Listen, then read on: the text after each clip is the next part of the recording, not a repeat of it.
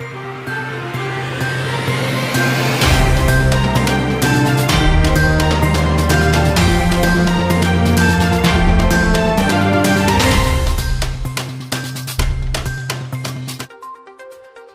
चुनाव प्रचार के अंतिम दिन भाजपा उम्मीदवारों के समर्थन में मुख्यमंत्री योगी आदित्यनाथ रौलिया पहुंचे। इस दौरान उन्होंने मंच से विपक्षी दलों पर जहां वार किया, वहीं प्रदेश के हित में प्रत्याशियों को जिताने की जनता से अपील की।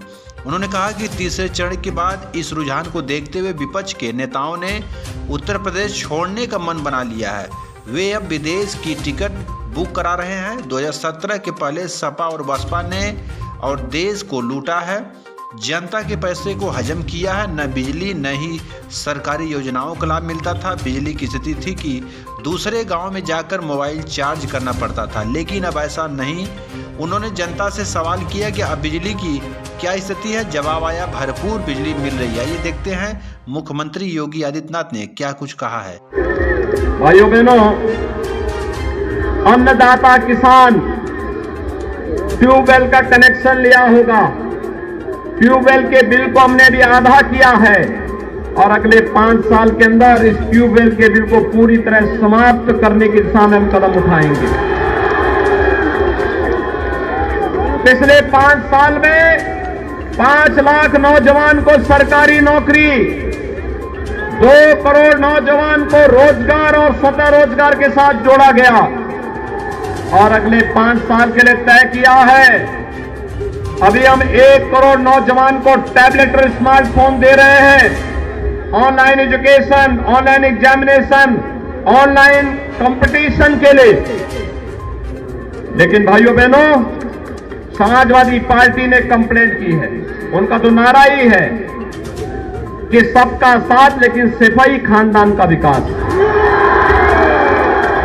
उसके अलावा वह किसी का विकास ही नहीं चाहते। और भाइयों बहनों, हमने नारा दिया है सबका साथ और सबके विकास का।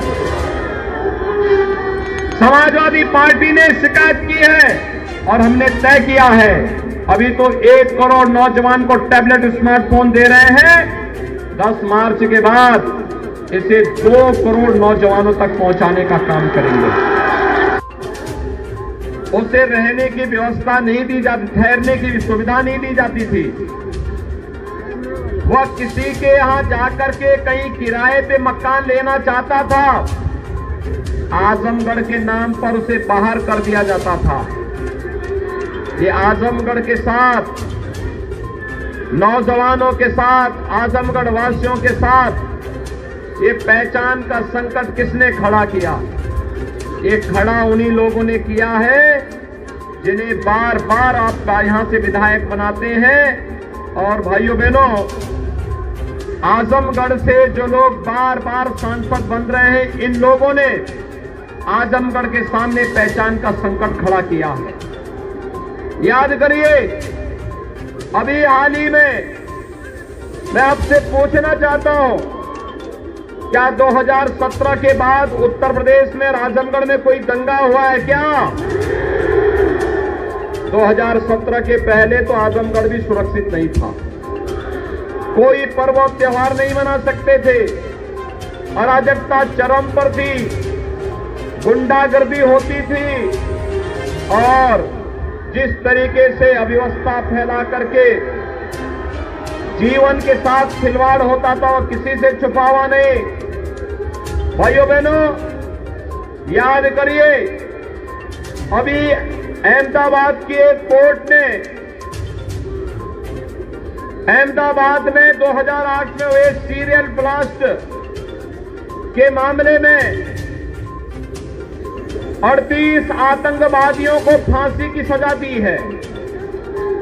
उसमें से दुर्भाग्य से कुछ आतंकवादियों का संबंध आपके आजमगढ़ जनपद से भी है और आजमगढ़ से जो आतंकवादी फांसी की सजा पाया है, उसमें से एक आतंकवादी के अब्बाजान समाजवादी पार्टी के मुखर प्रचारक हैं, समाजवादी पार्टी के लिए प्रचार कार्य कर रहे हैं।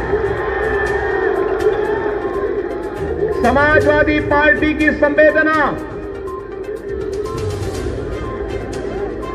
गरीबों के प्रति नहीं है, नौजवानों के रोजगार के लिए नहीं है, महिलाओं की सुरक्षा के प्रति भी नहीं है, अन्नदाता किसानों के प्रति भी नहीं है, विकास के लिए भी नहीं है। उनकी संवेदना तो पेशेवर माफियाओं के प्रति है, पेशेवर अपराधियों के प्रति है और आतंकवादियों के प्रति है। 330 से अधिक सीटें भारतीय जनता पार्टी पाएगी और मैं इसीलिए आया हूं। अभी तो ये शुरुआत है, अभी तो ये तय किया गया है जब 10 मार्च के बाद फिर से भारतीय जनता पार्टी गठबंधन की सरकार बनेगी तो उज्ज्वला योजना के हर लाभार्थी को होली और दीपावली में फ्री में रसोई गैस का सिलेंडर भी उपलब्ध करवाएंगे।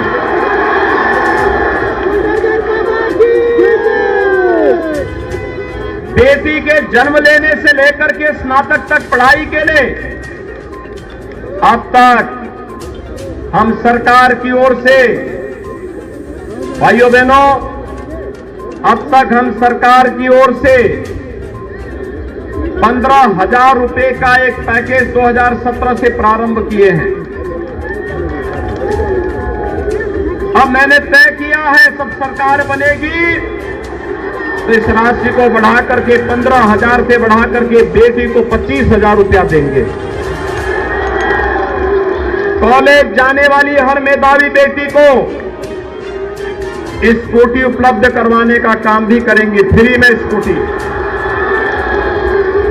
और यही नहीं भाइयों बहनों, यही नहीं, बेटी की शादी के लिए, गरीब कन्याओं की शादी के लिए 2017 में मैंने प्रारंभ की थी मुख्यमंत्री सामूहिक विवाह योजना।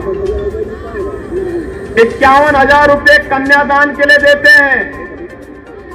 अब अगले 5 साल के अंदर 51,000 की राशि को बढ़ा करके 1 लाख करेंगे। 1 लाख। 2017 के पहले आपको बिजली मिलती थी। अतरौलिया से जुड़े हुए भाइयों बहनों, मैं आपसे पूछना चाहता हूं, क्या 2017 के पहले बिजली मिलती थी? आज तो मिल रही होगी ना। बिजली में कोई भेदभाव तो नहीं होता है। 2017 के पहले होती थी। याद करिए, याद करिए, ईद और मुहर्रम में बिजली आती थी और होली और दीपावली में गायब हो जाती थी। मैं सच बोल रहा हूं ना। हमने तो प्रधानमंत्री मोदी जी के मंत्र को अपनाया, सबका साथ सबका विकास। सबको बिजली, पर्याप्त बिजली। मिल रही कि नहीं मिल रही बिजली? कोई भेदभाव तो नहीं है ना भाइयों बहनों। कोरोना कालखंड में जी रहे हैं। पूरी दुनिया के अंदर लाखों लोगों की मौत हुई है। मुझे एक बात बताइए, कोरोना कालखंड में फ्री में टेस्ट, फ्री में उपचार और सबको वैक्सीन, फ्री में वैक्सीन दी गई। कितने लोगों ने वैक्सीन ली है? वैक्सीन, कोरोना का वैक्सीन कितने लोगों ने लिया है? वैक्सीन का पैसा तो नहीं लगा। देखो सच बोलना, मुझे वैक्सीन का पैसा नहीं लगा ना। सपा और बसपा की सरकार होती ना, ये वैक्सीन सब बाजार में बिक जाती, किसी को मिलती नहीं।